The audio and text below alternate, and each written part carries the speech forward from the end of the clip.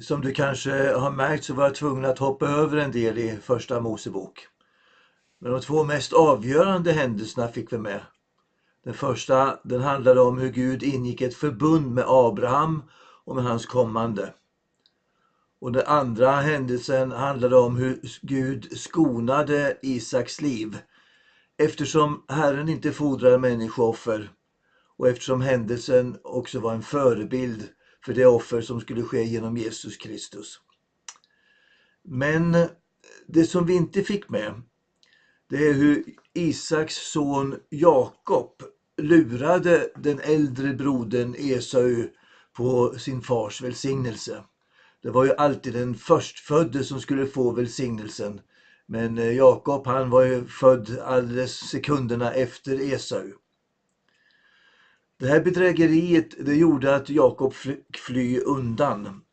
Och så småningom så ordnade det där upp sig.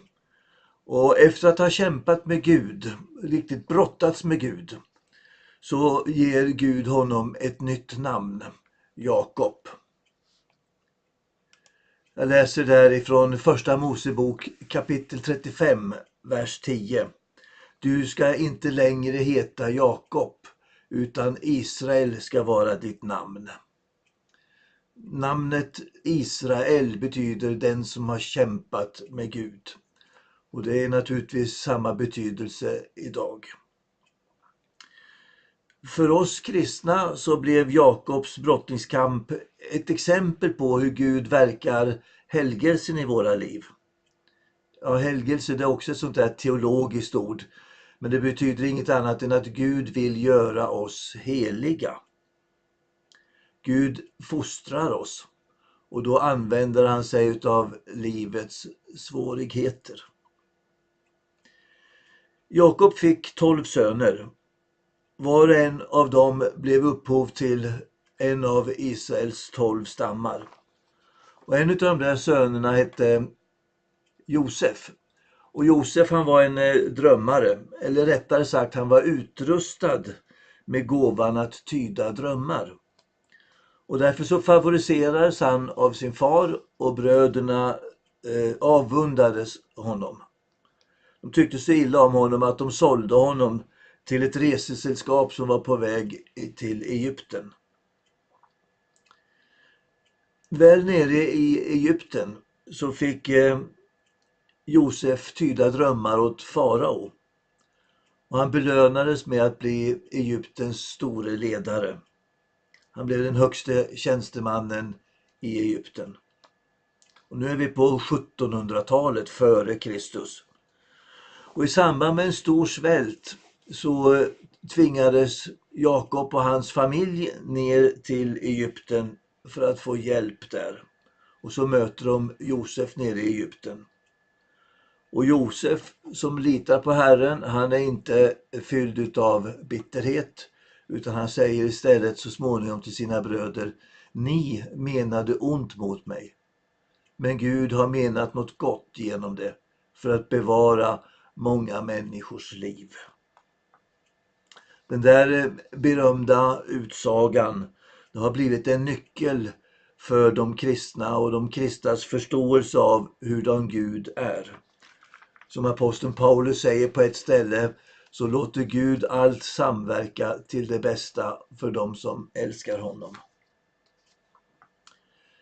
När vi sen kommer till andra Mosebok så börjar den med uppgiften att Jakobs familj hade bestått av ett 70-tal personer. Och så blev de kvar i Egypten i drygt 400 år. Och under de 400 åren så växte familjen Jakob sig så stor så att man räknar med uppemot 1 miljon människor. Men farao hade gjort dem till slavar för att de inte skulle bli alltför dominerande i landet. Så israeliterna var inte något fritt folk. Och eftersom de inte är ett fritt folk utan ett slavfolk så börjar de nu fråga efter sin frihet. Och det är där som Moses kommer in i bilden, den blivande ledaren. Det är särskilt 3 avgörande händelser som jag vill lyfta fram. Det första handlar om hur Moses vallar fåren åt sin svärfar Jetro. Och plötsligt där ute i öknen så ser han en brinnande buske. Och den brinner utan att brinna upp. Och förundrad närmar han sig busken. Och så hör han Gud tala till honom. Gud talar om att han ska leda israeliterna ut ur Egyptens land. Till det land som han hade lovat Abraham. När de judiska rabbinerna ska förklara vad som sker så har de tagit fasta på det där att Gud visar sig i en liten buske. Vanligtvis vid den här tiden så uppenbarade sig den store guden på ett högt berg med jordbävning och andra naturmirakler. Men rabbinernas förklaring är att Gud här gör sig låg för att närma sig oss människor. Han blir vår tjänare. Det är också så att de små buskarna omkring 1,5 meter höga bär törnen. Och törnen i Bibeln, det är en symbol för motgångar, trakasserier, förföljelser, lidanden. Och rabbinerna de förklarar med att säga att när vi känner oss övergivna av Gud och tror att han är långt borta, då är han som närmast. Just i svårigheterna är Gud som närmast, i lidandet. Och allt det där kommer ju sen igen på olika sätt i Nya testamentet. Den andra händelsen, det är själva uttåget ur Egypten. Moses leder alltså folket genom Röda havet, genom Sina öken mot det utlovade landet.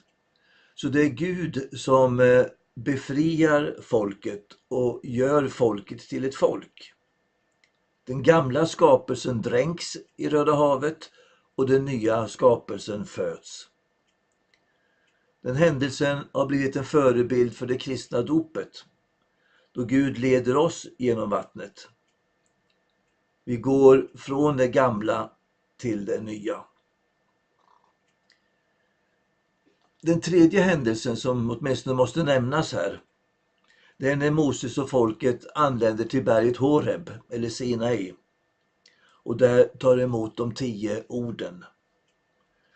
De 10 orden de börjar enligt judisk tradition inte med det vi kallar för första budet, utan de börjar med orden: Jag är Herren din Gud som har fört dig ut ur Egyptens land, ut ur träldomshuset.